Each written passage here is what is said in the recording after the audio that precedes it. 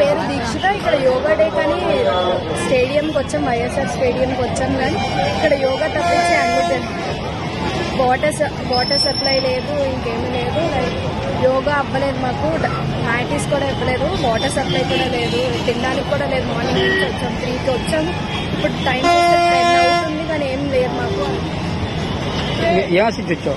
Yoga celebration అని వచ్చాము కానీ అది మాత్రం జరగలేదు. నా పేరు ప్రియాంక అండి. యోగా డే సెలబ్రేషన్స్ అంటే మాకు మధురవాడ స్టేడియం వచ్చింది. సో మార్నింగ్ 3 o'clockకి స్టార్ట్ అయ్యాం.